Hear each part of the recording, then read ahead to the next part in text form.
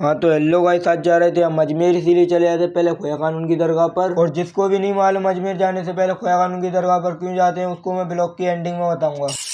अस्सलामुअलैकुम दोस्तों, welcome back to my new blog. आज साहिब भाई की न्यू बाइक आती है, इसीलिए साहिब भाई हमको बिरयानी खिलवाते हैं और सुबह का नाश्ता करके फिर निकल जाते हैं हम अपना बैग पैक करने के लिए। हाँ तो आपको अगले ब्लॉग में बताया था हम जाने वाले थे अजमेर, इसीलिए सारा जरूरत का सामान रख के हम निकल जाते हैं सड़क पर, क्योंकि सड़क पर बहुत देर से कर रहे थे हमारे नईम भाई वेट। और इसी के साथ देखा हमने नईम भाई दिखे आते हमको टिक्की पीते हुए, और हम टिक्की पीकर बैठे थे। उतने में हमारे रेहान भाई की एंट्री होने से पहले ही कहा और फिर एक एक करके आलिम भाई अरब भाई की भी एंट्री हो जाती है। हम सब लोग तो आ चुके थे, पर अभी हमारी तौसिफ भाई की एंट्री बाकी है। और फिर बैठे बैठे करने लगते हैं हम अपने तौसिफ भाई का इंतजार, पार देंगे। और फिर इतना इंतजार करने के बाद आखिरकार हमारे तौसिफ भाई की भी एंट्री हो चुकी है। और हमारे तौसिफ भाई को तो अभी से 4 गेटें लगने लगी है, ठंड आई नहीं है, 4 गेट पहले लग रही है भाई। अच्छा, बाबू को नहीं, अपने सफीक भाई को कॉल कर रहा, क्योंकि अपने साथ अब सफीक भाई भी जाने वाले हैं। और इसी के साथ फिर हम निकल जाते हैं पहले खोया खानून की दरगाह पर, और फिर इसी के साथ घाटी को उतर के सिंधे की छावनी को पार करके पहुंच जाते हैं हम फूलबाग। और फिर फूलबाग से निकलकर हम आ चुके हैं खोया खानून की दरगाह पर। और फिर खोया खानून की दरगाह पहुंचकर पता पड़ता है हमको एक दिन बाद खोया खानून की दरगाह का ओर से, और जहाँ से फिर न्याज का सामान लेकर और फिर हम अंदर गए। माशाअल्लाह गेट भी काफी ज्यादा खूबसूरत बना था जहाँ पर। और हम जैसे ही अंदर जाते जा रहे थे उतनी ही ज्यादा हमको सजावट मिलती जा रही थी। और मैं आपको यही बता दूं, माँ बांझे में से बांझे का रुतबा बड़ा होता है, इसीलिए खोया गरीब नवाज से पहले हमको आना पड़ता है खोया खानून पर। और ये दरगाह ग्वालियर के सेवा नगर के उधर बनी है, और इनको सभी लोग खोया जी के भांजे के नाम से जानते हैं। और फिर न्याय वगैरह दिलाकर दरगाह की जियारत करके निकल जाते हैं हम स्टेशन पर। और अब मुझे लगता है आगे चले ग्वालियर का स्टेशन कुछ तगड़ा तरीके का दिखने वाला है, और मेरे सफर को आसान करने के लिए मुझे इतना अच्छा भाई मिलेगा ये मैंने बिल्कुल भी नहीं सोचा था। और ये बेटे अपने ब्लॉगर साहब जो की ग्वालियर क्षेत्र से बिलोंग करते हैं। हाँ तो फिर हम पहुंच जाते हैं खेड़ली, और खेड़ली से निकल कर हम आ जाते हैं फिर अजमेर। और फिर पहुंच जाते हैं हम 3:59 पर अजमेर स्टेशन पे से निकलने के बाद हम पहुंच जाते हैं रूम देखने के लिए। जब तक के लिए मुझे फॉलो कर लीजिए।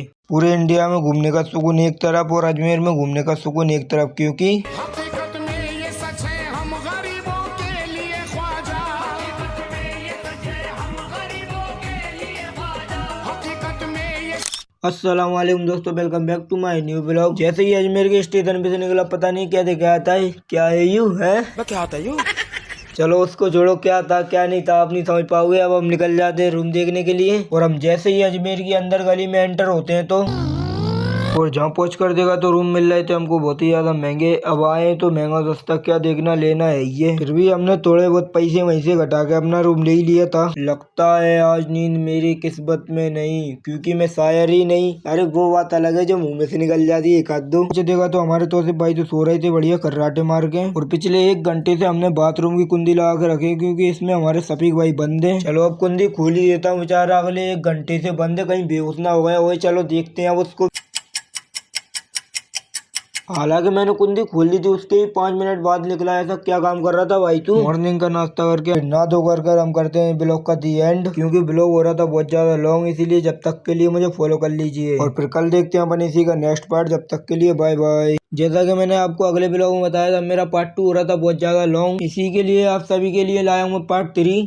अस्सलाम वालेकुम दोस्तों, welcome back to my new blog. सुबह सुबह नहा धोकर के निकल जाते हैं हम अपने खोया जी के दीदार करने के लिए। और अपने खोया जी का दीदार करने के लिए मैं बहुत ही ज्यादा एक्साइटेड था। और उतने में तुम्हारा भाई पहुंच जाता है खोया जी के मेन गेट पर, और जहाँ इतनी भीड़ थी क्या ही बताऊँ आपको। वैसे बात करें यहाँ की भीड़ तो हर दिन रहती है। अरे वो क्या है ना, 2 दिन बाद हमारे खोया जी की छठी शरीफ है, इसलिए आज कुछ ज्यादा भीड़ है। और फिर हम सभी भाई आए थे फातिहा का सामान लेने के लिए, और जहाँ सामान लेने के बाद निकल जाते हैं हम खोया जी के दीदार के लिए। आखिरकार हमारी मंजिल इतनी पास आ चुकी थी, और मेरा दिल इतना ज्यादा बेचैन हो रहा खोया जी की दरगाह के अंदर जाने के लिए। और आगे चल के इतनी बड़ी लाइन में लगना पड़ेगा ये तो मैंने बिल्कुल भी नहीं सोचा था। और फिर धीरे धीरे चल चल के पहुंच जाते हैं हम दरगाह के मेन वाले गेट पर। और अंदर वीडियो बनाने के लिए अलाउ नहीं करा था, इसलिए मैंने वीडियो नहीं बनाई। और दरगाह के अंदर जियारत करके इतना सुकून मिला, दिल की कली कली सी खिल गई। एक मोहब्बत सब फिजूल की बातें हैं, असली सुकून तो खोया जी के दर पे। मैं आपको ऐसी देग दिखाने जा रहा हूँ जो कि अजमेर शरीफ के अंदर नहीं, पूरे इंडिया के अंदर सबसे बड़ी देग मानी जाती है। और फिर मुझे पता पड़ता है ये देख बहुत ही ज्यादा मन्नत और मुरादों से बनाई गई है। वैसे मेरा जहाँ से जाने का मन तो नहीं कर रहा था, भूख बहुत ज्यादा लग रही है, इसीलिए जाना पड़ेगा। और उसी के साथ फिर हम सारे भाई निकल जाते हैं खाना खाने के लिए। हाँ तो अब हम आ चुके तो होटल पर। भूख इतनी लग रही थी कि सबर भी नहीं हो रहा था। अब तो हम सब अपनी अपनी पोजीशन पर बैठ कर वेटर को ऑर्डर दे के निकल जाते हैं तारागढ़ के लिए। फिर मेले की भीड़ को पार करके पहुंच जाते हैं हम तारागढ़ के जीने पर। और हम ज्यादा नहीं, थोड़े से ही जीने चढ़े होंगे, उतने में हमारी हालत कुछ ऐसी हो जाती है। बस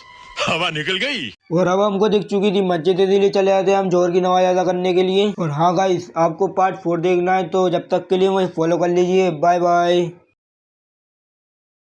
और तारागढ़ के ऊपर एक ऐसी जगह है जिसके बारे में लोगों का कहना है इधर से घोड़े की आवाज आती है। और हम सभी ने इधर कान लगाकर चेक करा तो वाकई में इधर से घोड़े की आवाज आ ही रही थी। अस्सलाम वालेकुम दोस्तों, welcome back to my new blog. और ऐसे ही तुम अपने यहाँ से भाई को सपोर्ट करते रहोगे और ऐसे ही तुम न्यू ब्लॉग देखते रहोगे। और नमाज पढ़ने के बाद देखने लगते हैं हम जाकर थोड़ा बहुत व्यू। वैसे व्यू तो काफी ज्यादा अच्छा आ रहा था। और ये मैंने आपको जूम करके दिखाया, ये अजमेर शरीफ का फेमस मित्तल मॉल। और अगले ब्लॉग में हमारी आधी उड़ान बाकी थी, इसीलिए हम चले आए तो उसको पूरा करने के लिए। और फिर चलते चलते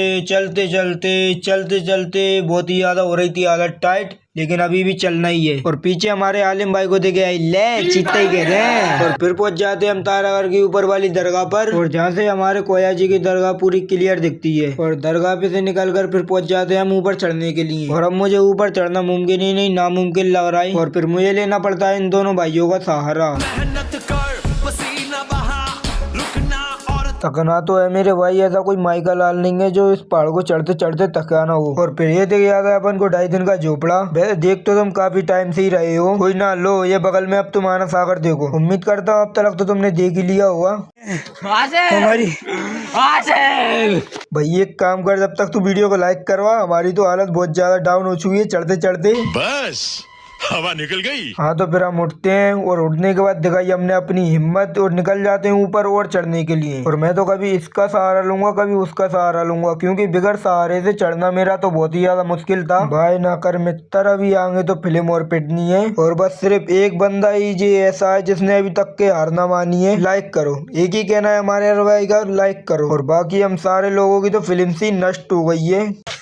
भैया खत्म हुए चाहे कुछ भी हुए, अब आगे तो बढ़ना है। और अब हम चलते चलते एक ऐसी जगह पर आ जाते हैं जहाँ से कान लगाने के बाद घोड़े की आवाज सुनाई देती है। और हमने कान लगाया तो वह तो घोड़े की आवाज वाकई में सुनाई दे रही थी। और अब हम पहुंच जाते हैं मीरा सैयद हुसैन की दरगाह पर। माशाअल्लाह ये दरगाह जितनी ज्यादा बाहर से खूबसूरत है उससे कई ज्यादा अंदर से भी खूबसूरत है। और फिर जहाँ से निकल के पहुंच जाते हैं हम नीचे की ओर। और हमने नीचे आकर देखा यह पत्थर को तो आप सभी लोग जानते होंगे, और जो नहीं जानता वो मेरे को पर्सनल डीएम कर सकता है, मैं उसको सारी डिटेल्स बता दूंगा। चढ़ने में तो हमारी हालत कुछ ज्यादा ही टाइट हो चुकी थी, लेकिन उतरने का पता नहीं पड़ा कब उतर आए हम। हाँ तो मैं आपको दिखाऊंगा अगले व्लॉग में 2.5 दिन का झोपड़ा और आना सागर। जब तक के लिए मुझे फॉलो कर।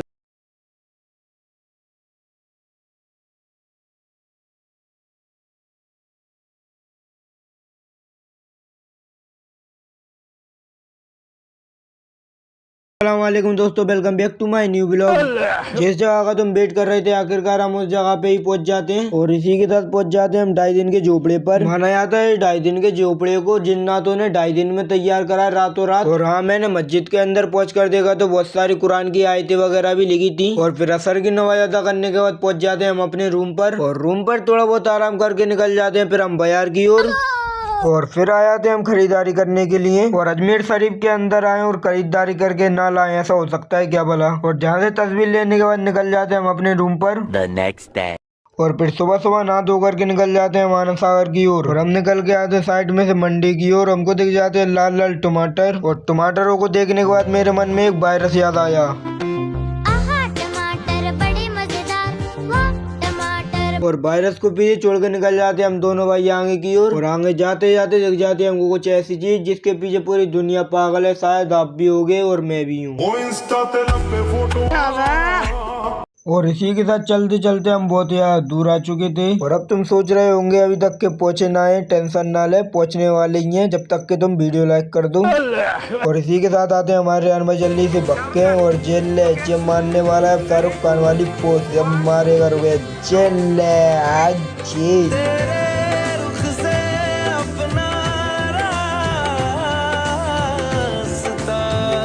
हाँ तो ये दिख जाता है अपन को आनंद सागर। चलिए अब नीचे चलते हैं।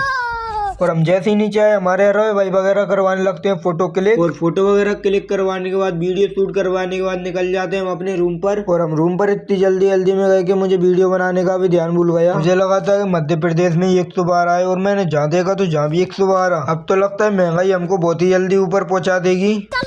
और अब हम पहुँच चुके थे स्टेशन पर। आपको मिलते हैं अपन घर आके, जब तक के लिए बाय बाय गाइस।